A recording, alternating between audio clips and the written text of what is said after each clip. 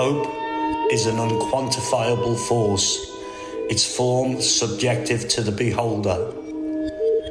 What shape does it take for you? Where do you find it? Where do you find it? Hide it? Where do you hide it? Does it like cats?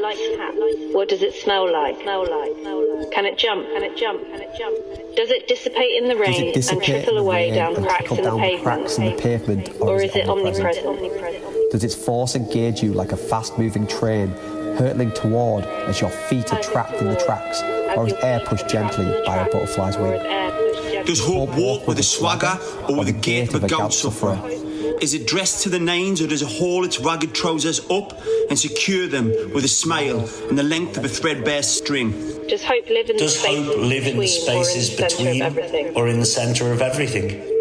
What makes it on occasion gregarious, and why is it sometimes hard to find? Hope weaves as mycelium, a pulsing undercurrent often visible to the naked eye, and most times undiscoverable to a closed heart or mind. Yet its force can permeate the most hardened terrains or surfaces, and triumph during the most bloody of battles. It cuts through division and can peel open the doors. Hope is a melody, an equation, a moment's magic amidst the storm. It hides, it glides, it never chides, and always, when it is searched for, it can always be found. Hope is a radical act in the theatre of life. Hope is a radical act in the theatre of life. Go hang with it, sit in the stalls, grab some popcorn, and enjoy the show. Hope has much to give.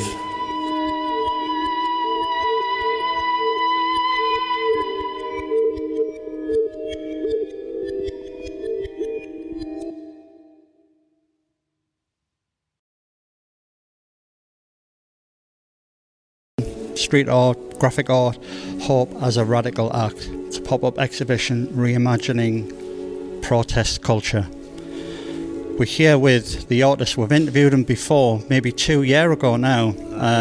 We're here with the street artist, the writings on the wall.art, and just gave a bit of time to go through some of the work, some of his work, some maybe new work as well. So we're going to get straight into it.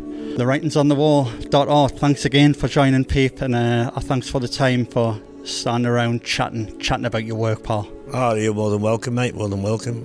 Where can we start? Because I know there's a little story involving this car. Could you maybe talk about this car just for starters? Yeah, sure. So the show's basically was curated by Paul Warrior and Jimmy Turell. In the first instance, and they had an idea for the concept of hope as a radical act, and they came up with an AI image of a battered car that was blooming again. So the idea was something that had reached the end of its natural cycle, then kind of reborn. And so we familiarised ourselves with the scrapyards of Backworth and Killingworth, etc. Went round and met some very colourful characters, as you can imagine, and located that Fiat 500, which we got haulaged here. A bit of advice: if ever you're going to use a scrap car in an art exhibition, make sure it's got wheels, because this didn't have wheels. And in my crazy vision, 6 people could lift it, but I think you'll find you'd need more like 60. So we eventually got it in, and then it was brilliantly dressed by Verde Flowers, and then I put some of my words on from the core poem, which is kind of part of the show, which is up on the wall there, which I can give you the words to as well. Another thing that's caught my eye as well, that caught our attention, because we actually came down here Friday night. Was that the opening night? The Friday night was the opening. Yeah, that's it. Yeah. And we went past, and I wasn't shocked, but it was a lot of people in here. So it was a pleasant surprise to see so many people coming down and checking the work out. Were you expecting more people, or were you quite happy with the turnout? I mean, I think it was an incredible turnout, and but it was reflective of the collaborative nature of the show. Being a group show, each of the artists kind of have their friends and followers, and so putting them together kind of masked up in the name of hope, which was brilliant. The thing that really caught what attention was this phone box. Yeah. So I'm wanting to know about this phone box and the kind of theory behind it. Well, the phone box is a brilliant idea, a brilliant installation that Paul Warrior came up with. And again, if you're going to put a BT phone box in an art show, don't forget they're designed to be indestructible. So we had to get into its guts and put in a sound player so as that when you pick up the receiver, the poem that makes the central message of the show plays with some music that was done by a collaborator of ours called Third Bloom, and it was brilliantly technically installed by Georgia Overlay Press. So it was a real collaborative effort to get it together. But for me, it's my favourite piece because there is hope on the end of the line. It kind of reminds me of the Andy Warhol exhibition where he had a phone, and then there was people kind of queuing up to have a chat in this phone, and it was a direct line to God. Are you influenced by artists such as Andy Warhol? I think everyone's influenced by Warhol, whether they know it or not. And I think he most famously said, "All art is theft," and so we nicked his idea. Brilliant. I mean, that is a radical act, isn't it? It is, yeah. It is, yeah. So from last time, from maybe 2 years ago when we had a chat here, if I remember correctly, the last exhibition was There Is Beauty in Decay. That's correct, yeah.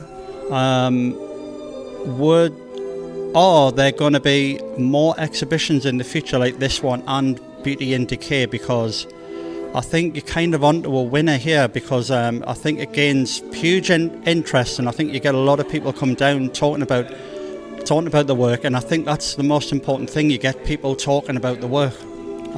Yeah. Well, I think that these things happen quite naturally. So, Beauty in Decay came together through myself, Cack Handed Kid, and Van Gogh working together, and I'm very, very interested in the idea of working with other artists because it helps you understand and develop your own attributes, and leaning on each other is always a positive thing.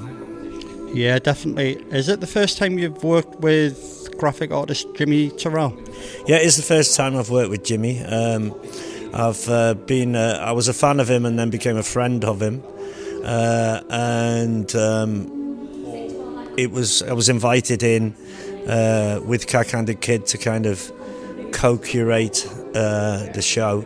Jimmy sourced the artists. Paul Warrior came up with the original idea, and Jimmy kind of curated all of the artwork, and then I came in with the words and a little bit of experience on the delivery of the event. Wow, so you're kind of getting a dab hand at this now. Well, I used to be a promoter, but I'm all right now. Right, fair enough. Another thing I'd love to touch on, because I follow you on Instagram, and I was like, what the hell's going on here? He's using some kind of gun that projects text, but then it's printed on the surface. Yeah. You've got to explain this, mate. Sure, so that's my poetry pistola, and Bob Ziller gave me the heads up on that as a machine, so he saw it somewhere and said, you could really purpose this for what you do.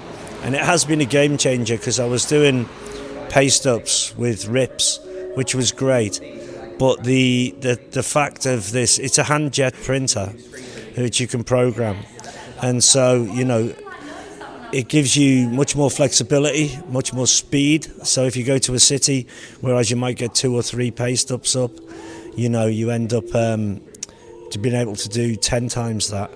And the other thing is that because it is a dot matrix printer, the actual text's never the same, because as it comes across the surface it will change slightly, and so that's really interesting when you go in close on that text and see how it has kind of fixed to the surface. So it's really good. And then again, we kind of span it again by scanning the print and then throwing it through the riso with Jimmy, as you can see on these pieces here. And so yeah, it just opens up like a huge new opportunities for the words, because the core thing for me is to take poetry to places where you wouldn't see poetry. Poetry is considered quite middle class, even though you've got kids who are like really into rap and all of that. That's not seen as poetry, although it is. So the idea is to put it in places where poetry wouldn't be seen, and so that's kind of that poetry pistola has opened up kind of many avenues for doing that. Is the ink weather intensive? So it's you need acetone to get it off as well, so it's perfect because it'll last forever.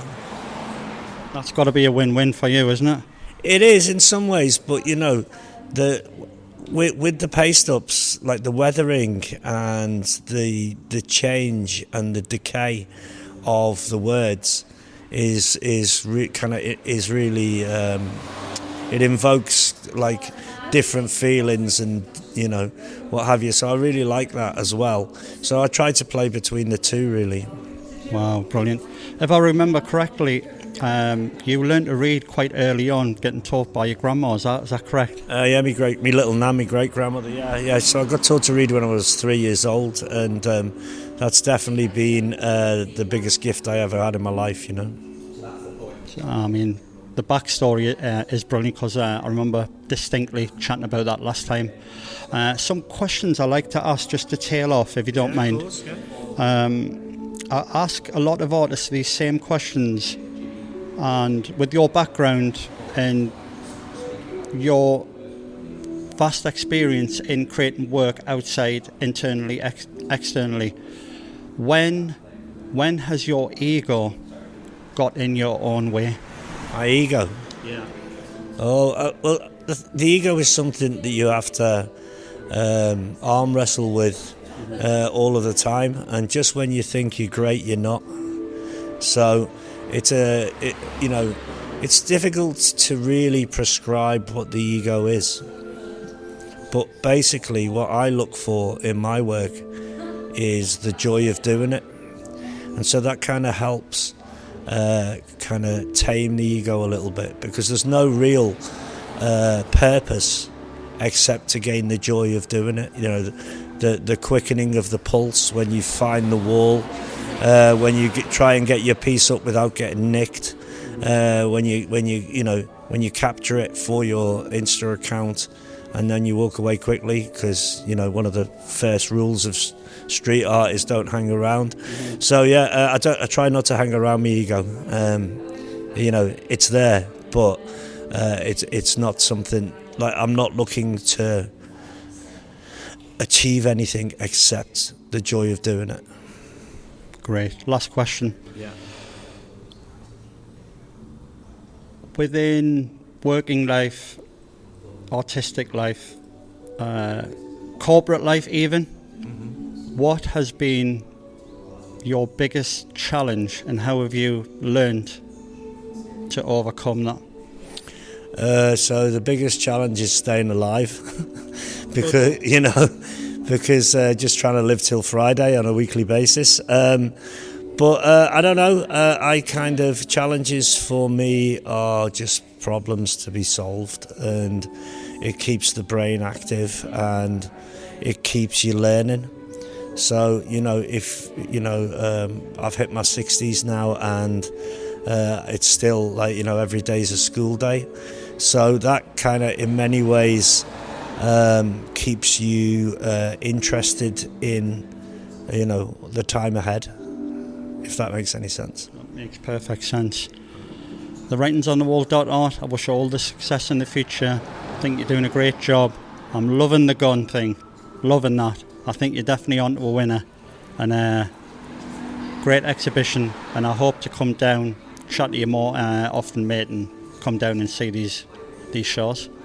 Well, thanks so much for your time, and continue that great work, because I'm a big fan of the publication. Brilliant, mate. Thanks a lot. Cheers, mate. This is an interview for Peep-magazine. We're also joined with Paul Warrior, the curator of Hope as a Radical Act, the pop-up exhibition reimagining protest culture. Paul, thanks for having a chat with Peep, and I'd like to talk about some of your work and some of the inspirations for getting this exhibition up and running. Yeah, absolute pleasure.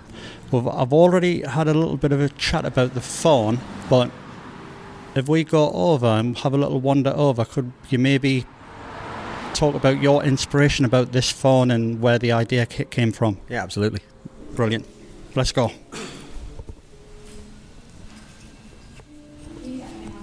Okay, so we're here at a BT faun. I've just had a chat with the writings on the wall. I'm looking at the sign.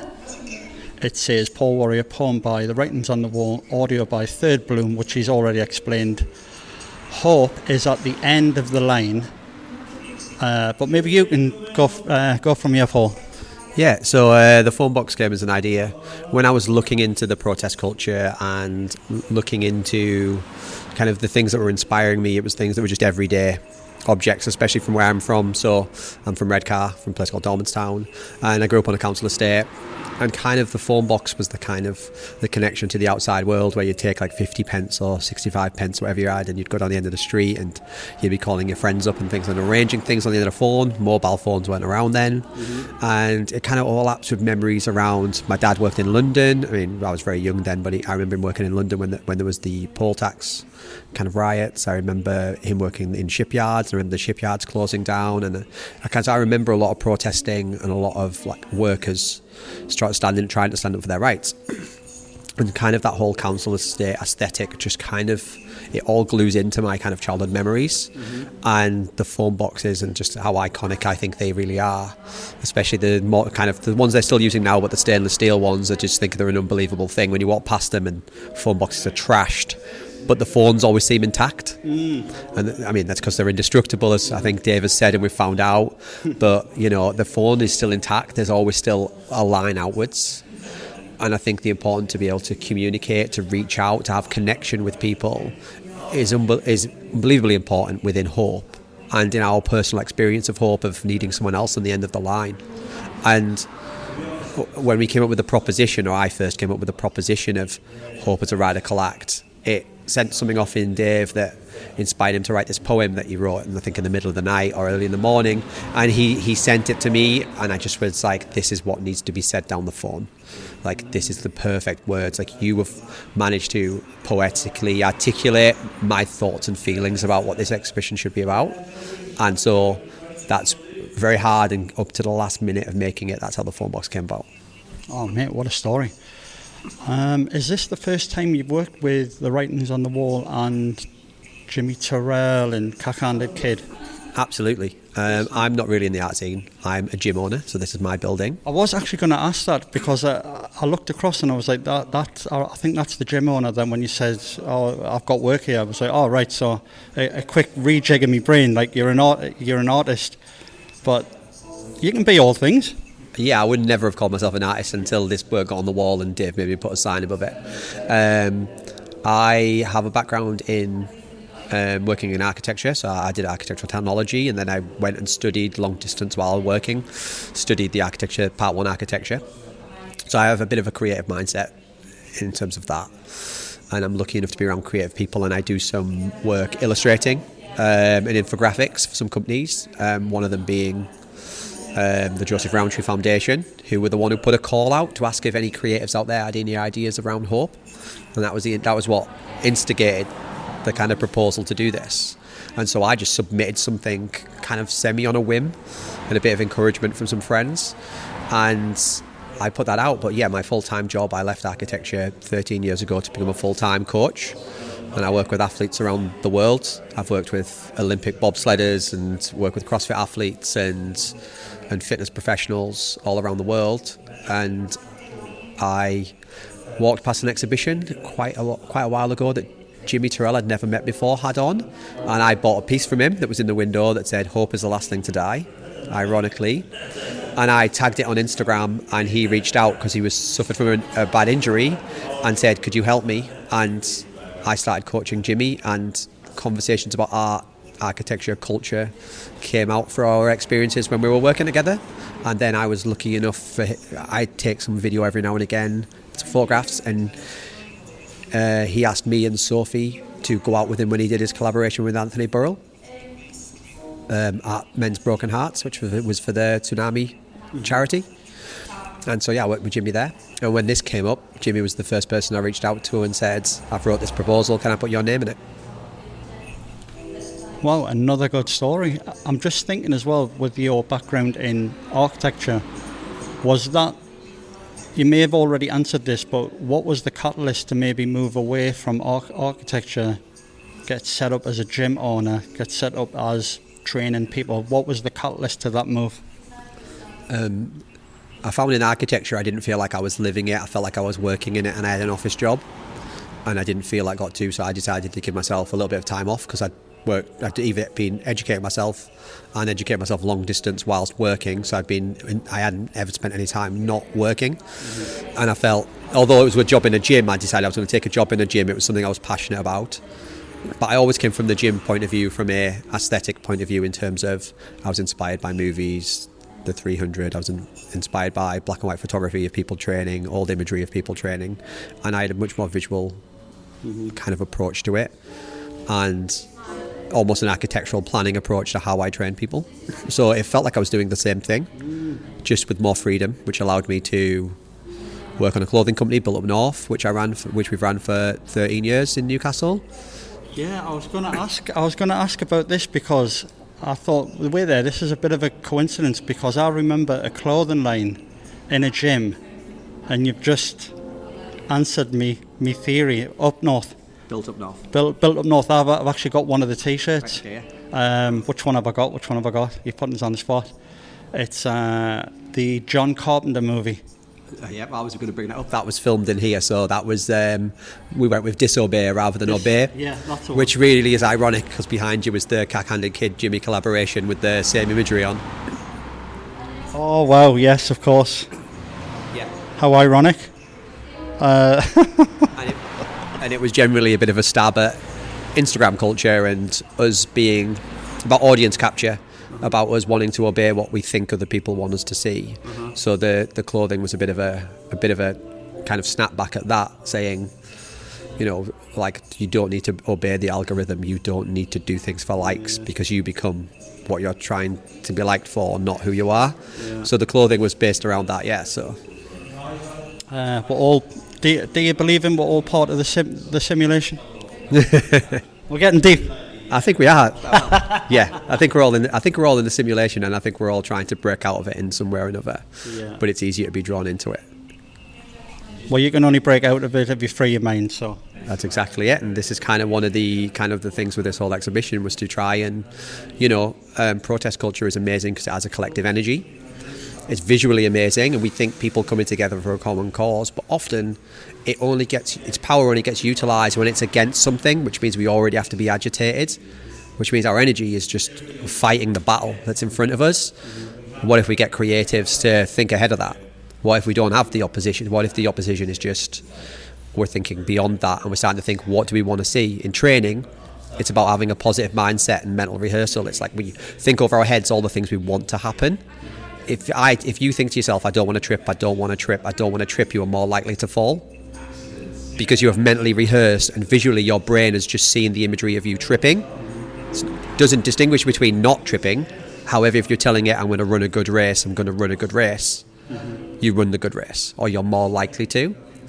Yeah. So what about if we pay forward what we want to see rather than just what we're fighting against? Brilliant, mate. So anyone listening to this, positive affirmations, that is the key here. Positive affirmations. Just on a side note, the clothing line, is that still going? Yeah, it's still going, yeah. Oh, it's still going, brilliant. Yeah, we've scaled it down in the sense of, rather than trying to completely, we didn't enjoy being what started to become like fast fashion. So now we do releases when we feel we've got something to say. Right, got you. Paul, a few questions that I love to ask to entrepreneurs, artists, people who are working in the commercial world or not the commercial world. What has been your biggest challenge and how have you overcame that or learned to overcome that?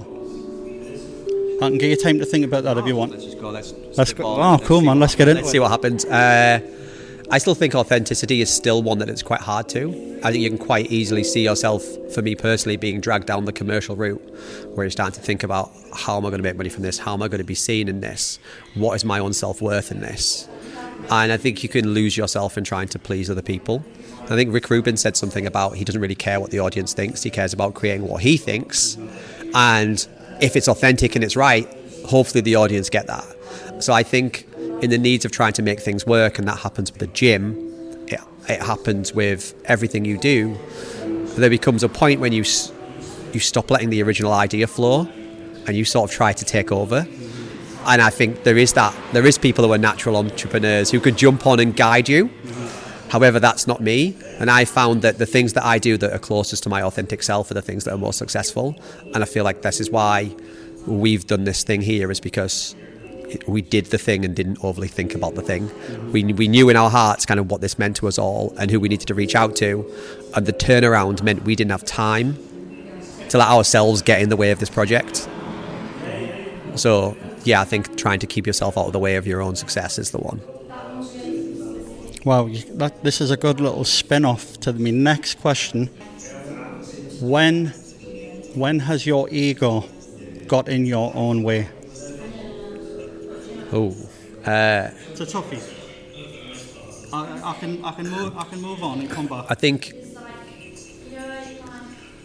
it's a challenge, isn't it? Because I think you can be equally too egotistical and not egotistical enough. It's about having the hubris to go forward and believe in your ideas.